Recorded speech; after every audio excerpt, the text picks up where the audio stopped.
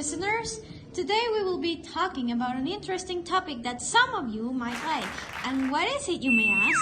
Well, it's about culture, but what is it? When we refer to culture, we think about the total of inherent ideas, beliefs, values, and knowledge, which constitute the shared basis of social action.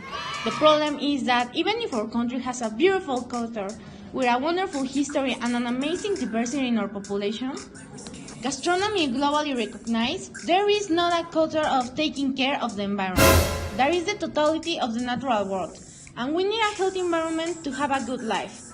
In a world where there is no clean water for us to drink, no food, not even clean air to breathe, we cannot survive. That's the reason we made a project to help the environment, by picking up trash, using less water, watering the trees we plant, etc. Small actions are important. If everyone participates as individuals, all the society gets benefited. But we can save the world by picking up trash. So remember to think about who is going to represent you in the government. We don't want someone that does not believe in climate change to take the important decisions. So if our goal is to achieve a sustainable way of life, we all should have virtues and habits. There are also public virtues that are positive qualities or values that make us better. For example, honesty, leadership, knowledge, generosity, etc. Public figures always possess some of these virtues.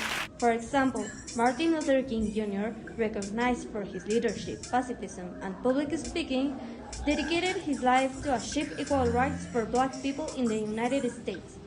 He was the most visible spokesperson and leader in the civil rights movement from 1954.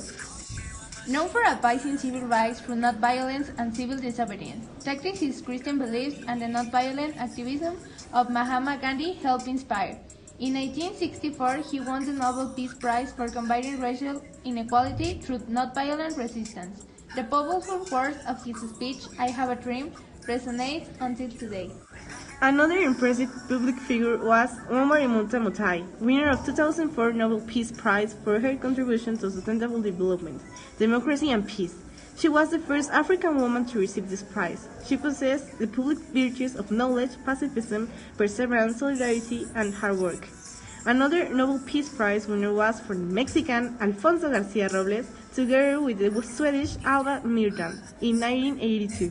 For their actions of aim and disarmament of nuclear weapons-free zones. but enough about that. In a change of topic, let's talk about a media impact.